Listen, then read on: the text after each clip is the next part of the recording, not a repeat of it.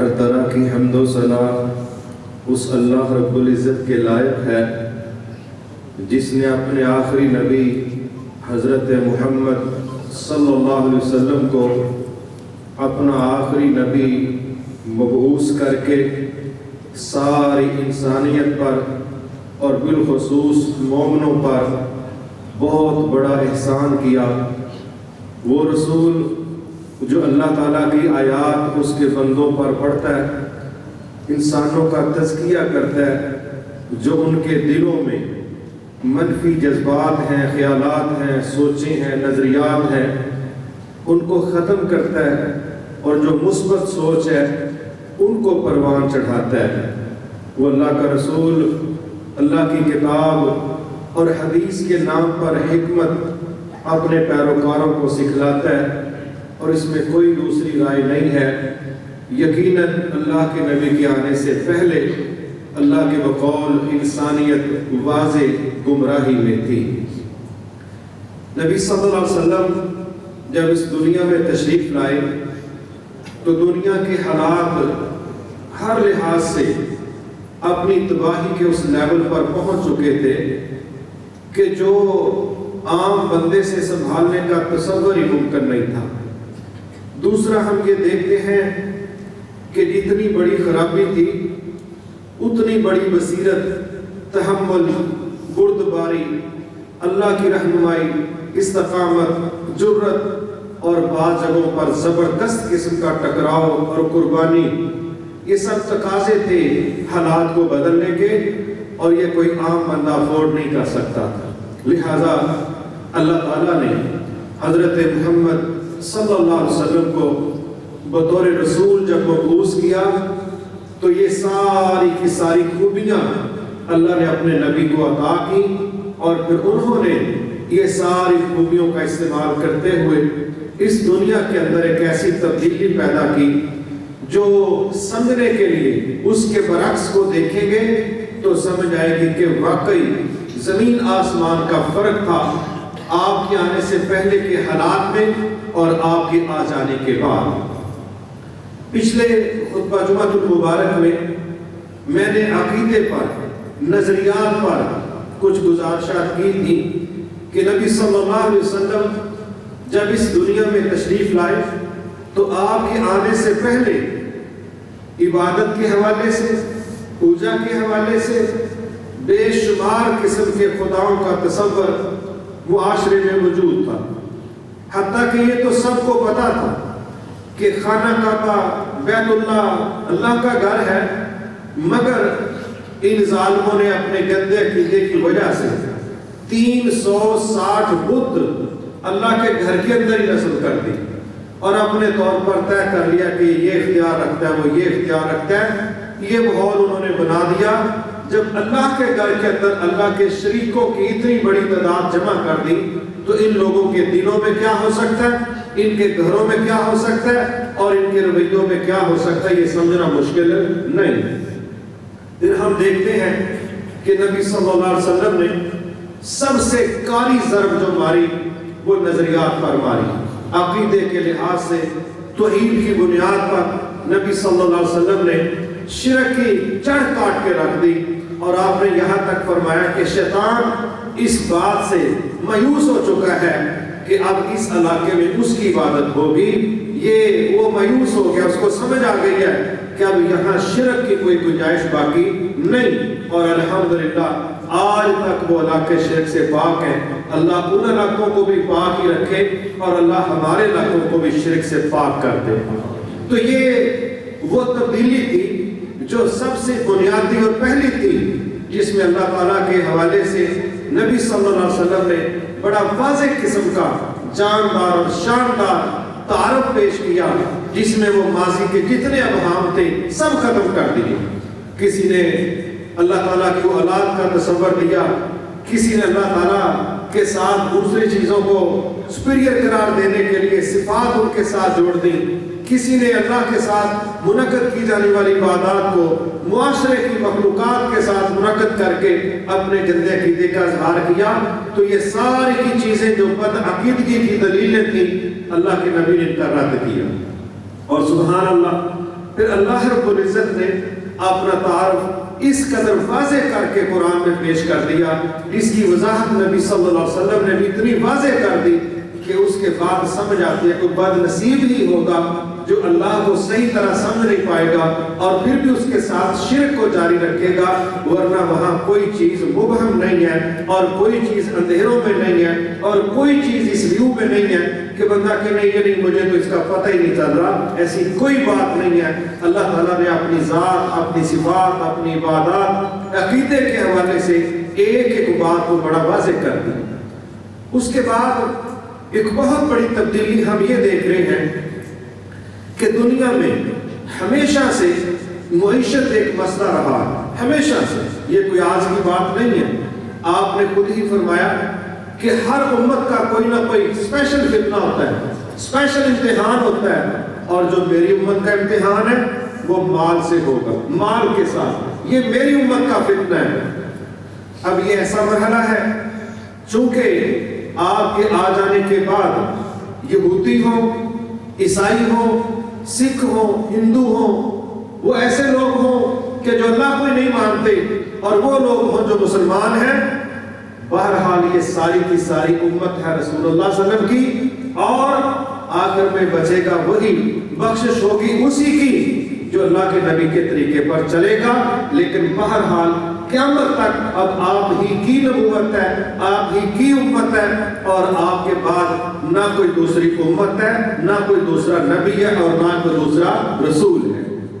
اس بنیاد پر نبی صلی اللہ علیہ وسلم نے جب یہ بات کی کہ میری امت کا اسپیشل فتنہ، اسپیشل آزمائش، خصوصی امتحان وہ مال سے ہوگا، تو ہم اس مال کی بے ضابطگیاں، اس مال کے حوالے سے پریشانیاں ہم اپنے دور میں جتنی دیکھ رہے ہیں، اللہ ہی جانتا ہے آنے والے دور میں اس کا کیا منظر ہوگا۔ مگر چند چیزیں میں یہاں رکھنا چاہتا ہوں کہ نبی صلی اللہ علیہ وسلم نے معیشت میں تبدیلی پیدا کرنے کے لیے جو قانون سازیاں کی، جو تربیت کی، وہ آپ سے پہلے موجود نہیں تھی، اور آج بھی جو آپ کے قوانین کو قبول کرے گا، آپ کی تربیت کو قبول کرے گا، انشاءاللہ وہ نامور رہے گا، اور جس نے آپ کی تربیت اور قوانین کو رد کر دیا وہ نہ آج سکھی ہے نہ اس کا مستقبل سکھی ہے۔ آئیے دنیا میں ایک نظام آپ دیکھتے ہیں اموال کے حوالے سے، معیشت کے حوالے سے، ایسا ہے کہ جس میں لفظ بینک، لفظ سود، یہ بڑے معروف ہیں، کسی سے چھپے ہوئے نہیں۔ لیکن میں یہ شارٹلی چند باتیں کر دینا چاہتا ہوں کہ جتنا بھی سود کے متعلق نظام معیشت ہے اور جتنا بینکاری کا نظام چل رہا ہے، بنیادی طور پر اس کی ایک روح ہے، اس کا ایک تھیم ہے، اور وہ کیا ہے؟ مجبوروں کی مجبوری سے فائدہ اٹھانا، مجبوروں کی مجبوری سے فائدہ اٹھانا، یہ موٹا سا اس کا اصول ہے۔ باقی یہ حکومتیں چلائیں، یہ پرائیویٹ سیکٹر چلائیں، جب آپ اس نظام کی روح کو دیکھیں گے تو آپ کو کیا پتہ چلے گا؟ جو بندہ بے بس ہے، جو مجبور ہے، یہ اس کی مجبوری کے سودے کرتے ہیں۔ یہ ہے ان کا ایک جنرل سا تعارف۔ اب ظاہر ہے جب آپ نے انسانوں کی مجبوریوں کے فائدے اٹھانے اور لفظ بولے خوشخبری، سبحان اللہ، بڑا کمال کا لفظ بولتے ہیں، اہل علاقہ کے لیے خوشخبری، اور خوشخبری کیا ہے کہ آپ کو تھوڑے نمبر ڈیجٹ کے ساتھ، تھوڑے سود کے ساتھ آپ کو قرضے میں اثر آ جائے، یہ خوشخبری دی جا رہی۔ بینکوں والے ایسا ایسا اشتہار بناتے ہیں، محفوظ ترین سرمایہ کاری، آپ کا سرمایہ کبھی نہیں ڈوبے گا، 100% پلس کنفرم آپ کو پرافٹ ملے گا۔ ٹھیک ہے جی، یہ سارے کے سارے سودے پیش کیے جا رہے ہیں، اور لفظ ہیں خوشخبریوں کے، لفظ ہیں پیکیجز کے، لیکن اندر کھاتے جو مرے ہوئے ہیں، ایک ان کی مجبوریوں کا فائدہ اٹھایا جا رہا ہے، اور دوسروں کو دھوکے میں رکھ کے تو ان کو کہا جاتا ہے تمہارا سرمایہ بڑھا بھی رہے ہیں، محفوظ بھی رکھ رہے ہیں۔ یہ انٹرنیشنل اصول چل رہے ہیں۔ بنیادی طور پر سود کے موجد یہودی تھے، تو آج بھی دنیا جانتی ہے کہ معیشت میں جو گرفت ان کی ہے وہ کسی دوسرے طبقے کی نہیں ہے۔ اب آئیے اس کے مد مقابل ایک اور نظام ہے، وہ نظام پیش کیا ہے اسلام نے، اور اس میں کیا ہے؟ اس میں بھی آپ نے اسلام میں اقتصادی نظام کی روح دیکھنی۔ وہ کیا ہے؟ سبحان اللہ، اسلام کی اقتصادیات کی روح ہے رحم، محبت، اثار، قربانی، للہیت، آخرت کی ترجیح، مجبور کی مجبوری میں اس کی مدد کرنا، اپنے اموال کی خواہشات کی قربانی دینا، اپنے اوپر دوسرے کو ترجیح دینا، اپنا آپ قربان کر دینا، دوسرے کے لیے سازی پیدا کرنا، یہ اسلام کی اقتصادی نظام کی روح ہے۔ زمین آسمان کا فرق ہے دونوں کا۔ آئیے اب میں اس کی تھوڑی مثال واضح کر دیتا ہوں، وہ کیا ہے۔ اور آج ہم جب اس اسلامی اقتصادی نظام کی طرف نہیں آ رہے تو ہم سکھی تو نہیں ہیں، ہم نارمل تو نہیں ہیں۔ مثلا ایک شخص ہے، اس کو بینکوں کے نام پر اگر کوئی چیز لینا پڑ رہی، روٹین میں وہ چیز 60 لاکھ کی ہے اور بینکوں والے خوشخبری سنا کے اس کو 75 لاکھ کی دے رہے ہیں، اس کو 65 لاکھ کی دے رہے ہیں، خوشخبری بھی لے جاؤ اور 15 20 30 لاکھ روپے اوپر جمع بھی کروا دو، رہنا ویسے خوش ہی ہے۔ کیسے خوش رہے گا وہ؟ اگر وہ نارمل ہوتا تو وہ کیوں آپ کو 15 20 لاکھ روپے اضافی کیوں دیتا؟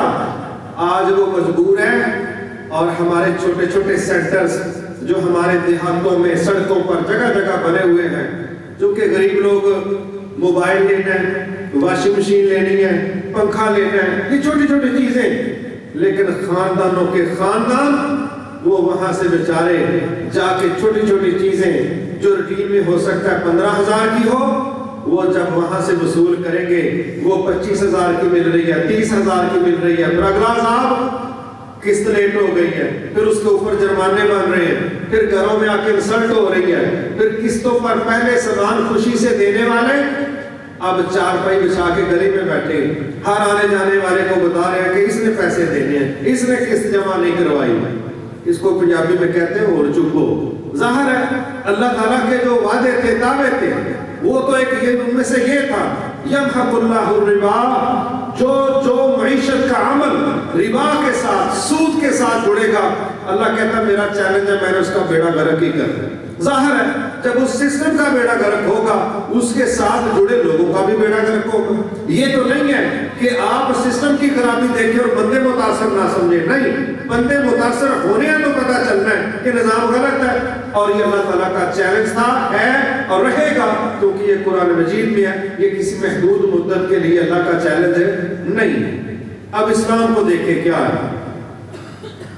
نبی صلی اللہ علیہ وسلم نے ایک سسٹم دیا، ایک چیز تو یہ سمجھائی کہ بنی الاسلام علی خمس، لوگوں جس اسلام کے تم پیروکار ہو اس کو سمجھو، اس کی بنیاد 5 چیزوں پر ہے، اور جس کی بنیاد نہ ہو وہ تو چیز ہی گئی، وہ پروجیکٹ ہی گیا، اور اس کی بنیادوں کو قبول کرنا ایک مومن کے لیے ضروری ہے۔ اور وہ 5 بنیادوں میں سے ایک بنیاد کیا ہے؟ زکوٰۃ کی ادائیگی۔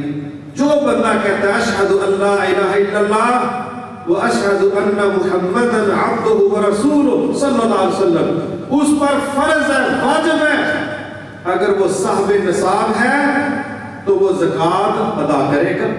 کتنی؟ 2.5% سسٹم ہے۔ اگر وہ فصلوں کو کاشت کرتا ہے اس پر لازم ہے، صحیح بخاری صحیح مسلم شریف کے مطابق، اگر اس کی فصلوں کو پانی دیا جاتا ہے کھینچ کے، اس طرح ٹیوب ویل وغیرہ، تو فرمایا کہ وہ 20واں حصہ عشر ادا کرے گا، اور اگر بارانی ہے، بارشوں کے ساتھ ہی ہے، تو چشموں کے ساتھ ہے، پانی کھینچ کے نہیں لگایا جا رہا، تو پھر وہ 10واں حصہ دے گا۔ عشر کہتے ہیں 10ویں کو، ٹھیک ہے جی۔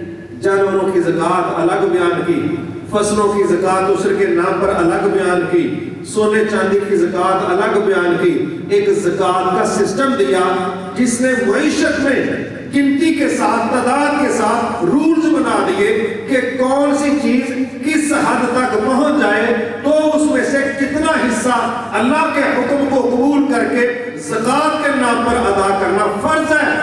ये वो रूल था जो रसूलुल्लाह सल्लल्लाहु अलैहि वसल्लम ने, ये वो तब्दीली थी मईशत को मैनेज करने के लिए जो अल्लाह के नबी ने पेश की, और एक एक चीज तय कर दी, इतने जानवर हो इतनी ज़कात है, इतना सोना हो इतनी ज़कात है, इतनी चांदी हो इतनी ज़कात है, 15 मन से कम फसल हो कोई उशर नहीं है।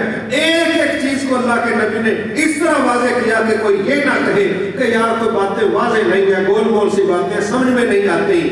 हर चीज अल्लाह के नबी ने क्या खूबसूरत जुमले बोले थे, और मैं जिस दीन पर तुम्हें छोड़ के जा रहा हूँ उसकी रातें भी दिन की तरह रोशन, दिन की तरह रोशन है।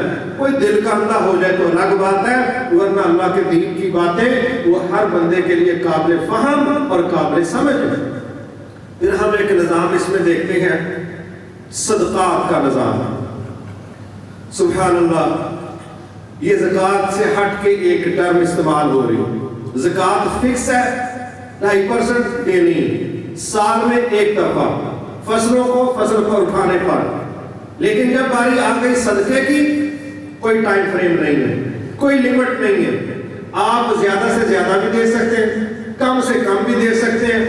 सदके का कोई रिटर्न जीरो, दुनिया में ज़ाहिरन आपको इसका रिटर्न कुछ नहीं, मगर अकीदे की रोशनी में, नजरियात की रोशनी में अल्लाह ताला के वादे हैं कि जो बंदा हलाल माल से अल्लाह को राजी करने के लिए इतना अल्लाह की राह में खर्च करेगा जितना एक खजूर है, तो अल्लाह क़यामत को बढ़ा चढ़ा के उसको पहाड़ के बराबर करके वापस करेगा। कहीं उसको 700 गुना से तशबीह दी, कहीं अजर अजीम से तशबीह दी। तो यहाँ पर यह बात समझाई गई है कि तुम्हारा माल पाक भी होगा और बढ़ेगा भी, लेकिन शक्ल क्या है? सदका। और अल्लाह ताला ने एक जगह फरमाया, नबी सल्लल्लाहु अलैहि वसल्लम, आप इनके मालों से सदकात वसूल करें ताकि मालों का भी तज़किया हो, बंदों का भी तज़किया हो। सुभान अल्लाह। जब हम मजीद आगे बढ़ते हैं, हमें इसमें एक कर्ज के हवाले से इस्लाम का एक निज़ाम नजर आता है। वो क्या है? अल्लाहु अकबर। ये मैं इसलिए बता रहा हूँ दलाइल के साथ कि काफिरों की जो इक्तिसादी पॉलिसी है वो है मजबूरों की मजबूरी से फायदा उठाना। इस्लाम ने, अल्लाह के नबी ने जो इक्तिसादी पॉलिसी दी है वो है मजबूरों को मजबूरी में फैसिलिटेट करना, सहूलत देना, आसानी पैदा करना। अब यहाँ पर क्या है? जिस बंदे ने किसी को कर्ज दिया, हालांकि कर्ज का मतलब है अगला मालिक नहीं, देने वाला ही उसका मालिक है, तो इसको कितना अजर मिलेगा? किसी बंदे ने अगर किसी को 1 लाख रुपया कर्ज दिया है, उसको 1 लाख रुपया सदके का अजर मिलेगा, सदके का अजर मिलेगा। अगर किसी बंदे ने तयशुदा वादे से आगे ले गया तो फिर हर रोज उतने माल के सदके का अजर मिल रहा है, हर रोज। ये अजर का तसव्वुर क्यों दिया? ताकि देने वाला सब्र करे, वेट करे, अगले के लिए नरमी पैदा करे, बात शिद्दतों के साथ फसाद की तरफ ना जाए, और उसकी जो मदद है मुश्किल में, आज वक्त गुजर जाएगा लेकिन इसका नतीजा कल बहुत बड़ा है।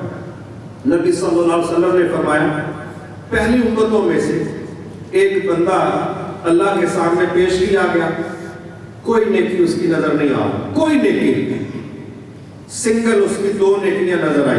क्या? उसने अपने स्टाफ को कहा हुआ था कि जो लोग बिल्कुल गरीब हैं, कर्ज दे ही नहीं सकते वापस, वो कर्ज देता वापस नहीं दे सकते, आपने फरमाया उसने पॉलिसी बनाई थी उसको वैसे ही माफ कर दो। जो नहीं दे सकता, नजर आ रहा है, समझ आती, वो माफ कर दो। और कहा जो मोहलत मांगता है उसको मोहलत दे दो। उसके तमाम अमाल नामे में ये 2 ही नेकियां थी। जब ये बंदा अल्लाह के सामने पेश किया गया, अल्लाह ताला ने इसके अमाल नामे को देखते हुए फरमाया, जो ये रवैया इंसानों के साथ रखता रहा है, अल्लाह ताला फरमाते हैं हम ज्यादा हक रखते हैं कि हम वो रवैया इसके साथ इख्तियार करें जिस तरह ये लोगों को माफ कर देता था। जाओ आज मैं इसको माफ करता हूं। ये क्या है? ये तसव्वुर, ये हदीस का अल्लाह के नबी के जरिए पेश होना, بیسکلی ایک تربیت ہے، ایک ذہن سازی ہے، ایک سوچ ہے، اور اس سوچ کا نتیجہ کیا نکلتا ہے؟ بندہ کسی کے کام آ جاتا ہے۔ دوسری طرف جو قرض لینے والا اس کو کیا سمجھایا گیا؟ کہا تو شہید بھی ہو جائے نا، شہید بھی ہو جائے، تیرے گناہ تو سارے معاف ہو سکتے ہیں مگر تیرا قرضہ معاف، قرض نہیں معاف۔ دونوں کی تربیت کر دی۔ جس نے قرض لیا ہے اس کو بھی کھلی بات سمجھا دی کہ تجھے درجہ شہادت بھی مل جائے، ہر گناہ تیرا معاف ہو جائے گا لیکن قرضہ تیرا معاف نہیں ہے۔ اور دوسری طرف کیا کہا گیا کہ اس نے سہولت دی، اس سہولت پر اللہ تعالیٰ نے اس کو سہولت دے دی۔ یہ چیزیں کیا ہیں؟ یہ مجبوروں کی مجبوری میں سازی پیدا کرنا، اور کفریہ نظام، گندے نظام، سودی نظام، وہ کہہ رہے ہیں کہ ارے مریا نہیں، انو ایک ٹیکا اور لاش لو، آپ بھی مار جائے گا۔ اور کیا کہہ رہے ہوتے ہیں؟ ہم تو انسانیت کی بھلائی کے لیے نظام بنا رہے ہیں۔ بڑے کمال کے نظام نہیں بنا دیا آپ۔ اللہ اکبر۔ اس وقت باہر کے کئی ممالک میں مکان بینک دے گا، گاڑی بینک دے گا، بزنس بینک دے گا۔ اچھا جی، زندگی میں اتار چڑھاؤ تو سب کو بھگتنا پڑتا ہے، سب کو۔ ایک چیز ڈسٹرب ہوئی ہے، بزنس ڈسٹرب ہو گیا۔ یہ کرونا میں کون کون نہیں پریشان ہوئے؟ بڑے بڑے ادارے بند ہو گئے۔ کچھ وقت پہلے بینکوں میں پریشانی آئی تو مجھے یاد ہے کہ درجنوں بینک تباہ ہو گئے۔ اکیلا ایک بینک تھا لیہمن برادرز، اس کے 75,000 ملازم فارغ کرنے پڑے، گھر ہی بیٹھ گئے۔ ہوتا ہی ہے۔ اب جب بزنس ڈسٹرب ہوا اس نظام کے تحت، ہاں جی، قسط نہیں آئی، نہیں آئی۔ کس کی جی؟ فیکٹری کی، فیکٹری لاک۔ گاڑی کی قسط جی نہیں آئی، کہا گاڑی بینک سے دے دو۔ قسط نہیں آئی جی، کس کی جی؟ مکان کی، کہا کاروبار نہیں ہے۔ اب یہ کیا ہے؟ مکان بھی گیا، گاڑی بھی گئی، فیکٹری بھی گئی، بس ایک چین کا حصہ ٹوٹا ہے جو کہ زندگی میں ہو جاتا ہے اور نتیجہ ٹوٹل نظام کولیپس کر گیا۔ لیکن اسلام نے اس سے ہٹ کے جو آئیڈیاز دیے، جو ویژن دیا، جس پر رسول اللہ صلی اللہ علیہ وسلم نے دنیا کو نظام دیا، سبحان اللہ۔ اسی لیے تو اللہ تعالیٰ نے فرمایا لَقَدْ مَنَّ اللَّهُ عَلَى الْمُؤْمِنِينَ إِذْ بَعَثَ فِيهِمْ رَسُولًا مِّنْ أَنفُسِهِمْ۔ اللہ کا مومنوں پر بہت بڑا احسان ہے جب انہی میں سے اللہ نے اپنا ایک رسول مبعوث کیا، اور وہ رسول کرتا کیا ہے؟ یتلو علیہم آیاتہ ویزکیہم، وہ ان کا تزکیہ کرتا ہے آیات پڑھ پڑھ کے۔ اور یہ جو دل کے اندر دو خرابیاں ہیں میں ان کا تذکرہ کرتا ہوں، جب وہ نہیں ہوں گی تو اسلام کی اقتصادی پالیسی پر سول اور گورنمنٹ چلے گے، اور جب وہ دو بیماریاں موجود ہوں گی، نہ سول اس نظام کو قبول کرے گا نہ گورنمنٹ اس کو قبول کرے گا۔ وہ کیا ہے؟ ایک کا نام ہے بخل، ایک کا نام ہے شح۔ یہ دو مختلف بیماریاں ہیں، یہ سمجھیں ABC ہے۔ بخل کیا ہے؟ بندہ جمع کرنے کی سوچ رکھتا ہے، خرچ نہ کرنے کا ذہن رکھتا ہے، یہ بخل ہے۔ اور جو شح، جس پر اللہ تعالیٰ نے فرمایا کہ جو بندہ شح سے بچا لیا ہے، یہ کیا ہے؟ یہ اوور قسم کا لالچ ہے مال کا، یہ سپرلیٹو ڈگری ہے بخل کی۔ جب یہ آتی ہے نا، پھر بندہ دوسروں کے مال ناجائز طور پر کھانا ٹھیک سمجھتا ہے۔ بخل کا ایک لیول کیا ہے؟ مال جمع کر کر کے رکھو، گنتی کر کر کے رکھو، اس کو لوگوں پر اللہ کی راہ میں خرچ نہیں کرنا، نہ اس کی زکوٰۃ دینی ہے، نہ صدقات دینے ہیں، نہ اپنی ذات پر خرچ کرنا ہے، کچھ بھی اللہ کے حکموں پر عمل نہیں کرنا، بس جمع کرنے کی بیماری ہے۔ یہ A لیول ہے۔ اور C لیول کون سا ہے؟ کہ لوگوں کا بھی جمع کر لو، لوگوں کا بھی ہڑپ کر لو۔ نبی صلی اللہ علیہ وسلم نے اس پر فرمایا تھا، لوگوں یہ شح جو ہے نا، اس سے بچو۔ یہ اتنا خوفناک رویہ ہے انسانوں کا، اسی کی وجہ سے ماضی میں لوگوں میں قتل و غارت ہوئی ہے۔ قتل و غارت، جب ایک دوسرے کا مال ہڑپ کرنے کے لیے اوور قسم کی حدود کو پامال کیا گیا تو رد عمل کے نتیجے میں کیا ہوا؟ انسانی قتل ہوئے۔ کس پر؟ یہ بھی میں لے لوں، وہ بھی میں لے لوں۔ سبحان اللہ۔ آج آپ عدالتوں میں جائیں، کچہریوں میں جائیں، وکیلوں کے پاس بیٹھیں، تھانوں میں جائیں، آج دوسروں کا مال ہڑپ کرنے کے حوالے سے منصوبہ بندیاں ہوتی نظر آتی ہیں کہ نہیں آتی؟ پلاننگز نظر آتی ہیں کہ ماہرین بیٹھے ہوتے ہیں، ماہرین معیشت نہیں، وہ ماہرین بیٹھے ہوتے ہیں جو آپ کو راستے نکال کے دیتے ہیں کہ دوسرے کا مال کھانا کیسے ہے اور اس کے رد عمل سے بچنا کیسے، اور اس کو اپنی فنکاری سمجھتے ہیں، اس کو سمجھتے ہیں کہ ہمارا کمال ہے، ہماری اسپیشلائزیشن ہے، یہ سکل ہے ہماری۔ اور میرے بھائی، حرام کمانا، حرام لے کے دینا، حرام حاصل کرنا یہ سکل نہیں ہے، یہ قیامت کو بہت بڑی تباہی کا باعث ہے۔ اللہ تعالیٰ ہم سب کو اس سے محفوظ فرمائے۔ اب ایک بخل اور دوسرا یہ شح، یہ دونوں بیماریاں جب آگے بڑھتی ہیں تو بندہ پھر معاشرے کو ڈسٹرب کرتا ہے۔ یہی وجہ ہے کہ اللہ تعالیٰ نے، نبی صلی اللہ علیہ وسلم نے اسلامی اقتصادی روحانی نظام کو پروموٹ کرنے کے لیے پھر دل کی یہ جو دو بیماریاں تھیں ان کا علاج کیا۔ سبحان اللہ۔ یہ جو دنیا میں نظام چلتا ہے نا، اللہ تعالیٰ رحم فرمائے کہ جس میں اوور قسم کا رویہ ہمارا خرابی کی طرف جاتا ہے، یہ پھر ہمیں اسی پیٹ پر لے جاتا ہے جس سے اللہ کے نبی نے منع کیا تھا۔ اللہ کے نبی نے منع کیا۔ ایک جگہ اللہ کے نبی نے دعائیہ انداز میں جملے بولے، فرمایا تائسا عبد الدرہم، تائسا عبد الدینار، درہم کا، دینار کا، پیسے کا، مال کا غلام برباد ہو گیا، ہلاک ہو گیا، اور تعارف بھی کروا دیا۔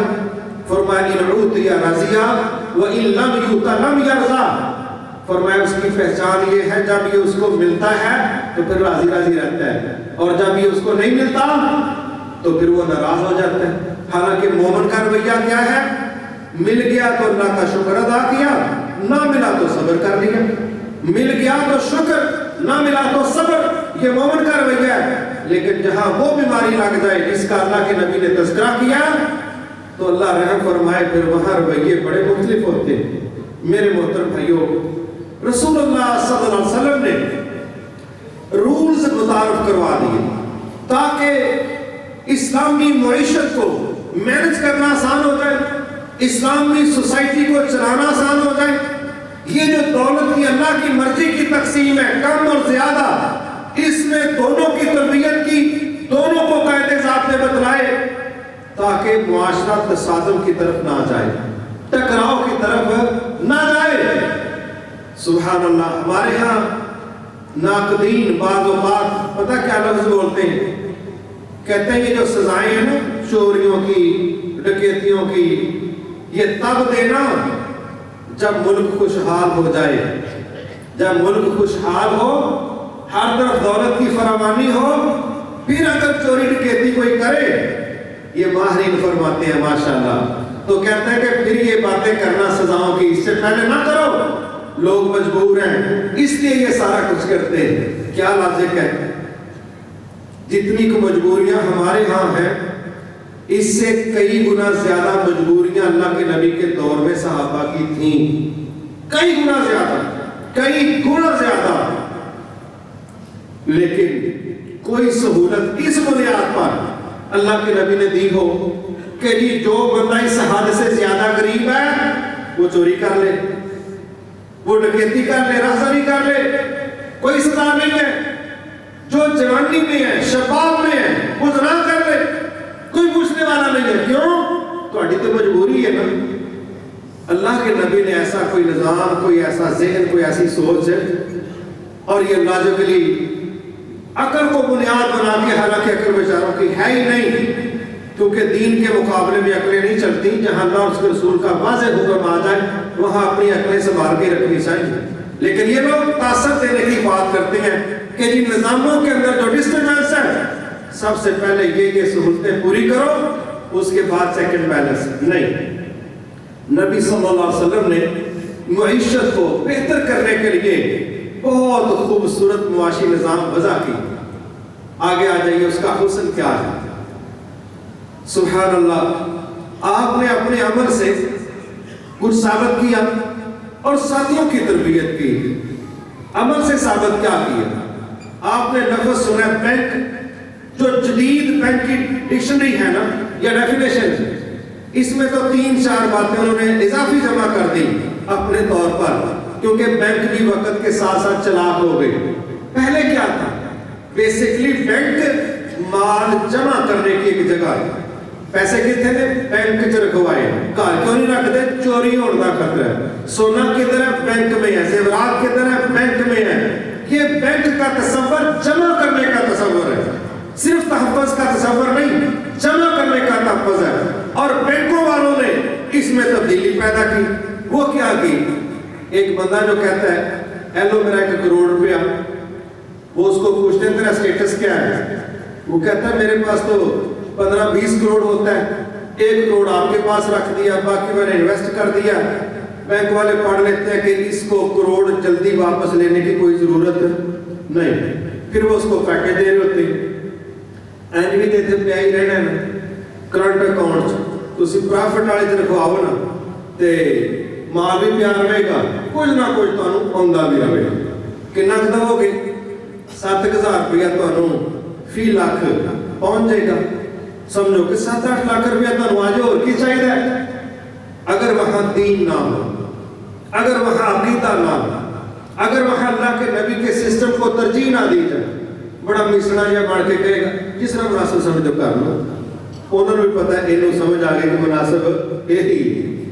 اب اس کو ضرورت کوئی نہیں پیسوں سے. ایک اور آ رہا ہے مر کے جی خیر قرضہ چاہیے، قرضہ دے لو بھائی، پیسے ساڑھے کو پے نے تھوڑے ابے نے نہیں کسی نے رکھوائے، انہیں کڑا کرنے پے نے. اچھا جی اگر میں آپ سے قرضہ لے لوں میرے لیے کیا خوشخبری اور سہولت اور پیکج ہے؟ نہیں کوئی نہ زیادہ تے کوئی نہیں، 2 کروڑ روپیہ لے جا، تو بس اتنا کرنا ہے مہانہ سانو 15 لاکھ اتنا کہ تو واپس کر چڑنا. اچھا جی یعنی لاکھ پیچھے 15,000. ہاں جی اتنا انہوں دینے نے 7,000، یہ کو لینے نے 15,000. اس کا نام ہے بینک. اس کا کیا نام ہے؟ بینک. بینکوں کا کوئی پرسنل بزنس، سب جھوٹ اور فراڈ اور بکواس کرتے ہیں کہ جی ہم نے آپ کی رقم یہاں انویسٹ کی ہے، ہم آپ کی رقم سے یہ کر رہے ہیں، ہم نے پلاٹ لے لیے، ہم ریئل اسٹیٹ میں کام کر رہے ہیں، ہم آئل انڈسٹری میں کام کر رہے ہیں. اسلام کیا کہتا ہے؟ اسلام کہتا ہے بھائی گل ہے تو ہاں میرا مال خرچ کیتا ہے نا زمیناں تے، آہو یار ریٹ ڈاؤن نے، تھی میرا پلاٹ میں واپس کر دو. تسی مر سکتے ہو، تمہیں پلاٹ نہیں لگنا. سکرین ویکھ لو اوتھے پاویں تمہیں پورا پہلے ٹاؤن کا مالک بنا چھڑ بن جاؤ، خوابوں میں بن جاؤ. تمہیں مرنے کے لیے قبر کی جگہ بینک نہیں دے گا اس بات پر کہ یہ تیری ملکیت ہے. کہ نہیں اتنے ہی ویکھ لے اتنے تھلے کام ہوندا رہتا ہے، کوئی حساب مناسب لگا تے تینوں بیچنا کہ تیرے ہاتھ چ. اور اسلام کیا کہتا ہے کہ انویسٹر اگر کسی وقت یہ چاہے کہ یار مجھے میرا مال ہی واپس دے دو، میں مزید چلنا نہیں چاہتا، مجھے اثاثہ دے دو، مجھے مٹیریل دے دو، میری چیز دے دو، مجھے میرا آئل دے دو اور میرا پلاٹ دے دو، میرا مٹیریل دے دو. یہ نہیں لبن لگا تو پھنس گئے ہیں. اور باہر ایک مسجد کا مینار، ایک تسبیح، چند کھجوریں، 7 کعبہ، بینک اسلامی. اور ماشاءاللہ ہم آرام کے ساتھ وہاں جا کے ٹوپی پہن کے ہم بھی وہاں بیٹھے ہوتے ہیں. دین والا بھی اسلامی ہے، لین والا بھی اسلامی. کسی عام بینک والے نے پوچھ لو دعا دے سسٹم سے 19-20 کا فرق، وہ اندر اسلام دے نہ تو ود کھل لاندے نے ہجرا کٹ لانے. یہ نظام چل رہا ہے. اللہ اکبر. کیوں اللہ کے نبی نے سخت جملے بول دیے تھے؟ کیوں سخت جملے بولے تھے؟ کہا سود کے 70 درجے ہیں. درجے سب سے کم درجے کا گناہ اتنا ہے کہ کوئی بندہ اپنی سگی ماں کے ساتھ منہ کالا کرے. کیوں منع کیا گیا؟ واحد خرابی ہے، واحد خرابی. زنا دنیا میں ہوتا ہے، ڈکیتی ہوتی ہے، قتل ہوتا ہے، جادو ہوتا ہے، بہت کچھ ہوتا ہے. سنگل سود کا کام ہے جس پر اللہ تعالیٰ نے فرمایا تھا اگر تم سود کے کام سے باز نہیں آتے پھر تم میرے مقابلے اور میرے نبی کے مقابلے میں جنگ لڑنے کے لیے تیار ہو جائے. کنے شیطان دے سپاہی 7 نمازاں بھی پڑھن گے تے محاذ تو مجال ہے پیچھے ہٹ جان، پورا لڑائی لے کے رکھے، بلکہ اتوں ہی اسلام بیچ کے تے وہ اج تے بھی تر جاندے اور کوئی ٹینشن نہیں. تو بھائی وہاں پر جو سسٹم یہودیوں نے دیے ہیں، آج ہمارا ملک انفرادی سے اجتماعی طور پر اس ذلت میں پھنسا ہے کہ IMF ہمارے ریٹ طے کرے گی، گیس کے، بجلی کے، پانی کے اور ہر چیز کے، پیٹرول کے، اور ہم رہ گئے باتیں کرتے۔ اور یہ اسٹیٹ بینک ہے، یہ ورلڈ بینک ہے، یہ بینکوں کا آپس میں جو کوارڈینیشن ہے، اس میں سول سیکٹر میں پرائیویٹ بینک، گورنمنٹ بینک، سب بینک یہ سود کے شکنجے میں جکڑے ہوئے ہیں۔ اور ایک تو وہ مجبوریاں ہیں جہاں واقعی نظر آتا ہے فَمَنِ اسْتُرَّ غَيْرَ بَاغٍ وَلَا عَادٍ فَلَا إِثْمَ عَلَيْهِ، اللہ فرماتے ہیں جو واقعی مجبور کر دیا جائے اور وہ شوق سے برائی نہ کرے، وہ مجبور کر دیا جائے، اس پر تو گناہ نہیں، مگر جو دوڑ دوڑ کے برائی کرے، دوڑ دوڑ کے، جو جسے پنجابی میں کہتے ہیں پیسہ سٹ کے لڑائی کرنا، وہ آگے بڑھ بڑھ کے کہتا ہے اے منو ضرور کوئی موقع دو، منو ضرور ان سے شامل کرو، منو ضرور حصہ دو۔ اب یہ کہے کہ مجھے گناہ نہ ہو، نہیں، جناب کا تو شغل اور شوق ہے، اس نے تو پھنسنا ہی پھنسنا ہے۔ لہذا نبی صلی اللہ علیہ وسلم نے اس بنیاد پر جو اسلام کا اقتصادی نظام ہے وہ پیش کیا، اور جو ماضی کا یہودیوں کا نظام تھا اس کو بالکل کنڈیم کر کے رکھ دیا، اور اثار پر، قربانی پر، سہولت پر، آسانی پر اسلام کی اقتصادی پالیسی مرتب کی اور لوگوں کو بڑا کچھ سمجھایا۔ یہ میں نے بینک کا ایک ذہن دیا ہے، جمع کرنا۔ اور ہمارے نبی کیا کر رہے ہیں؟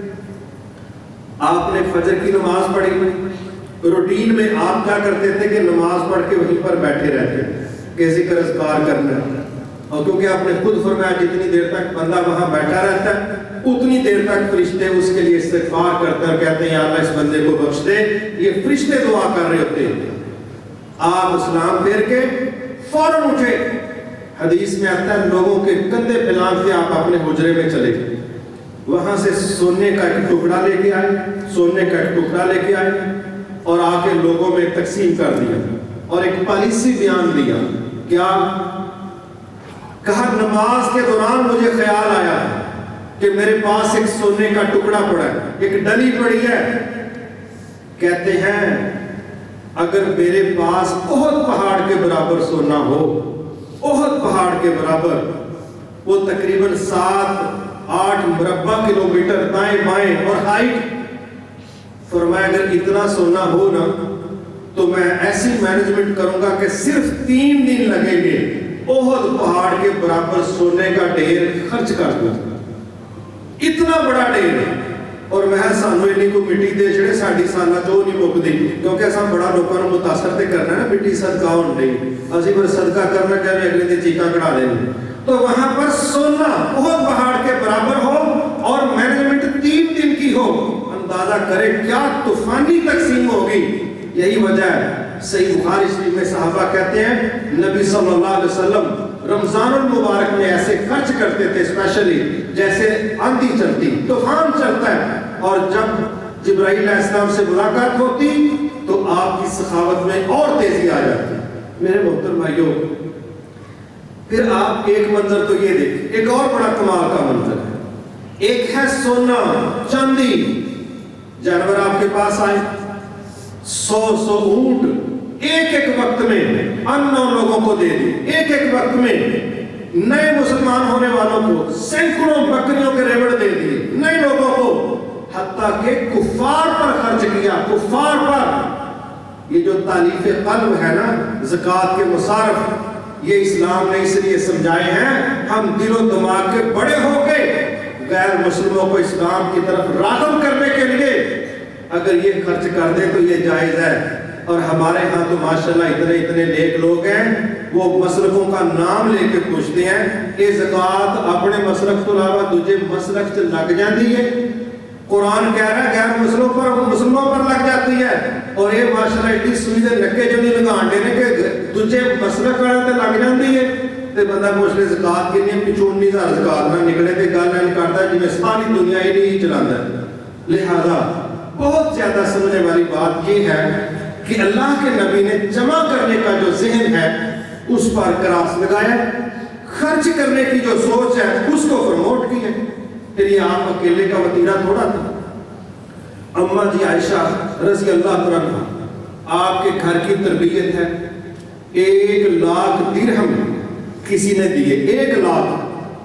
اماں جی نے ایک دن میں خرچ کرنا شروع کر دی، روزے کے ساتھ تھی، افطاری کا وقت قریب ہوا، سارا 1,00,000 درہم خرچ ہو گیا، کپڑا جھاڑ کے اٹھا کے اندر لے گئی۔ تو لونڈی نے بتلایا کہ کیا ہی بہتر ہوتا اگر آپ 1 درہم رکھ لیتی، چلو ہم افطاری کے لیے کوئی چیز ہی لے لیتے۔ تو ہماری ماں نبی کی تربیت یافتہ کیا فرما رہی ہیں، کہتے ہیں یاد کروا دیتی تو شاید رکھ لیتے۔ اندازہ کریں، اپنا تو تصور ہی نہیں ہے، یاد ہی نہیں ہے، حالانکہ ایک عورت کو گھر میں پتہ نہیں ہوتا ہمارے گھر میں کیا ہے کیا نہیں، تو اپنا آپ یہ کنڈیشن ہے کہ 1 درہم رکھنے کا تصور نہیں، اور کہتے ہیں یاد کروا دیتی تو رکھ لیتی۔ 1,00,000 درہم ایک دن کے اندر اندر تقسیم۔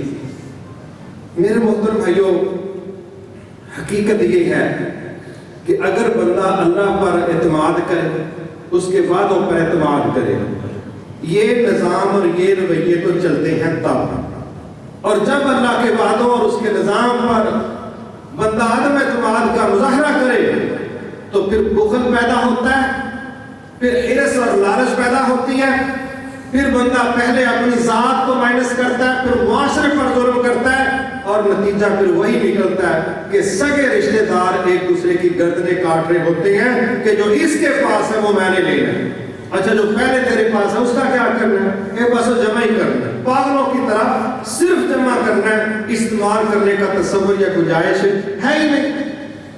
آج جب آپ یہ باتیں سنتے ہیں نا کرپشن کی، تو لگتا تو بڑا عجیب ہے کہ ماشاءاللہ اس لیول کا مال جمع کیا ہے کہ پاکستان کے بینک اس کا بوجھ ہی نہیں اٹھا سکتے۔ وہاں نے بھائی ساڑھے کھانے چھوٹے چھوٹے تے تسی نہ باہر لے جو، باہر پتہ نہیں کدھر پہاڑوں دے وچ لوگ رکھ دے، باہر لے جاؤ۔ اپنے ملک پر بھی اعتماد نہیں، اپنے بینکوں میں شاید ان کے بقول جگہ نہیں، اتنا مال کرپشن کا باہر کے ملکوں میں پڑا ہے، حساب کتاب ہی کوئی نہیں، اور جب پوچھو کہ استعمال کر سکتے ہو، کہتے ہیں نہیں بس چیک بک ہی نہیں۔ تسلی یہ دے لوں کہ دنیا دے ہر بینک سے ساڑا مال پیا ہے، نہ اتنا برتن دی لوڑ پیندی ہے، نہ برت سکنے ہیں، اور نہ ہی وہ لانے دیتے، کہتے ہیں اتھو جو لینا لے لو، پاکستان سے واپس اندازہ کرے کیا بندے کی کیفیت ہوتی ہے کہ جب وہ اس طرح کے رویے اختیار کر کے برا بن کے وہ اپنی ذات پر اس طریقے سے خرچ نہ کر سکے، اپنے ملک میں سرمایہ نہ لا سکے، اور اس کے نتیجے ہم پرائیویٹ سیکٹر میں بھی دیکھتے ہیں، گورنمنٹ سیکٹر میں بھی دیکھتے ہیں۔ لہٰذا میرے محترم بھائیوں، نبی صلی اللہ علیہ وسلم نے بخل سے بچنے کے لیے عوامی تربیت کی، شح حرص لالچ سے بچنے کے لیے عوامی تربیت کی، فرضیت کے نام پر زکوٰۃ کا، عشر کا تصور دیا تاکہ ان پر عمل کر کے اسلامی معاشی چیز کو، مینجمنٹ کو بہتر سے بہتر کر لیں، اور سود جیسی وہ معیشت کی سوچیں، وہ نظریات جو مجبوروں کی مجبوریوں کا فائدہ اٹھاتی ہیں، اس کو رد کیا۔ الحمدللہ میں سمجھتا ہوں انسانیت پر اللہ کے نبی کی طرف سے جو بہت بڑے بڑے احسانات ہیں، ان میں سے ایک احسان یہ ہے کہ لوگوں کو ذہنی طور پر، رویوں کے لحاظ سے، دلی امراض کی اصلاح کے حوالے سے اللہ کے نبی نے تربیت دی ہے۔ وہ جو اللہ نے فرمایا تھا یتلو علیہم آیاتہ ویزکیہم، تزکیہ کیا کہ لوگوں یہ مال مستقل تمہارا نہیں، اصل میں یہ اللہ کی ملکیت ہے، تم عارضی اس پر اختیار رکھتے ہو، صحیح استعمال کرو گے تو اجر پا جاؤ گے، غلط استعمال کرو گے تو مجرم بن جاؤ گے، لیکن تم اس کے مالک نہیں ہو، اور اللہ کی امانت سمجھ کے اس کو استعمال کرو، کیونکہ قیامت میں جو سوالات ہیں ان میں سے 2 سوال یہ بھی ہیں، کمائی کے ذرائع کیا تھے اور خرچ کرنے کی جگہ کیا تھی۔ کمائی کے ذرائع کیا، خرچ کرنے کی جگہ کیا، تو اس کا سیدھا سا مطلب ہے ہم اس میں جواب دیں، ہم اس میں اللہ کے سامنے جواب دیں، اور جمع کرنے کا تصور اسلام نے اس کو پسند نہیں کیا، خرچ کرنے کا تصور اس کو اللہ کے نبی نے پروموٹ کیا، بالخصوص فرائض کا جو ادا کرنا ہے وہ تو ہر مسلمان کے لیے لازم ہے، اگر وہ فرائض کی ادائیگی نہیں کرتا تو یہ مال دنیا میں تو ہو سکتا ہے اسے وقتی سا مزہ دے دے، جمع ڈیجٹ فگر، جب وہ شریکوں کو بتاتا ہے کہ اس چیز کا میں مالک ہو گیا ہوں، لیکن جب وہ اس کی زکوٰۃ ادا نہیں کرے گا تو قیامت کو جو اس کا نتیجہ نکلے گا وہ شریک بھی دیکھیں گے اور دوسرے بھی دیکھیں گے، لیکن اس وقت کوئی چیز ہمیں مزہ نہیں دے گی، اس میں سے کسی چیز کی لذت نہیں آئے گی، حتیٰ کہ بندہ وہاں پکار اٹھے گا، ہائے میرا مال، میری طاقت، میرا اختیار، اس نے مجھے غافل کر دیا، اس نے مجھے تباہ کر دیا، وہ آج میرے کوئی بھی کام نہیں آ رہی۔ تو بہترین حال یہ ہے کہ رسول اللہ صلی اللہ علیہ وسلم نے پوری دنیا کو جو اسلام کا معاشی ڈھانچہ پیش کیا ہے، یہ انسانوں کے حق میں ہے، انسانوں کے خلاف نہیں، اور جو انسانوں نے نظام بنائے ہیں وہ اپنے اپنے مفادات کے تحفظ کے تحت بنائے ہیں، اور جو اللہ کے نبی نے معاشی نظام دنیا کو دیا ہے یہ اللہ تعالیٰ کی طرف سے نازل کردہ، اللہ کا تخلیق کرتا ہے۔ جتنے ہم اللہ کے نبی کے سسٹم کو قبول کر لیں گے، جس طرح بد عقیدگی سے بچانے میں ہمارے لیے ایک ہی راستہ ہے کہ اللہ کے نبی نے جو عقیدہ بتلایا وہ قبول کر لیں، اسی طرح معیشت میں جو انحطاط ہے، جو پریشانی ہے، جو بحران ہے، ان سے بھی نکلنے کا ایک ہی راستہ ہے کہ جو قوانین اسلامی معیشت کے رسول اللہ صلی اللہ علیہ وسلم نے بتلائے ہیں ہم ان کو بھی ایسے ہی قبول کر لیں جس طرح کے باقی خیر کے امور قبول کرتے ہیں۔ انفرادی طور پر بھی مصیبتوں سے نکل آئیں گے اور اجتماعی طور پر بھی بطور قوم بھی انشاءاللہ ان عذابوں سے نکل آئیں گے، چونکہ اللہ رب العالمین ہے، وہ خیر الرازقین ہے۔ میں سمجھتا ہوں کہ جو ساری دنیا کی مخلوقات کو رزق دینے والا ہے وہ 20-25 کروڑ لوگوں کو رزق کیوں نہیں دے گا، کیسے نہیں زیادہ سے زیادہ دے گا؟ شرط صرف یہی ہے جو اس نے فرمایا تھا وَمَنْ أَعْرَضَ عَنْ ذِكْرِي فَإِنَّ لَهُ مَعِيشَةً ضَنْكًا، جو بندہ میرے ذکر سے، میرے سسٹم سے، میری ہدایات سے اعراض کرے گا ہم اس کی معیشت اس پر تنگ کر دیں گے، جس کی معیشت خیر الرازقین تنگ کر دے۔ دنیا کا کوئی ورلڈ بینک، کوئی IMF اس کی معیشت بحال نہیں کر سکتے، معیشت اسی کی بحال ہوگی، برکت اسی کو نصیب ہوگی جو آسمانوں کا رب جو نظام اس نے دیا، اگر ہم اس کو قبول کر لیں۔ اللہ ہمیں اسی کی توفیق دے، اور اپنے نبی کے ذریعے جو اتنا بڑا احسان انسانیت پر ہوا ہے کہ ایک دوسرے کے حقوق و فرائض کا معیشت کے لحاظ سے اللہ کے نبی نے جو ضابطہ دیا ہے، یہ بہت بڑی ان کی نیکی ہے، اللہ کا ہم پر بہت بڑا فضل ہے۔ اللہ ہمیں اپنے نبی کے معاشی نظام کو قبول کرنے، قدر کرنے اور تسلیم کرنے کی توفیق عطا فرمائے۔ وما توفیقی الا باللہ العلی العظیم۔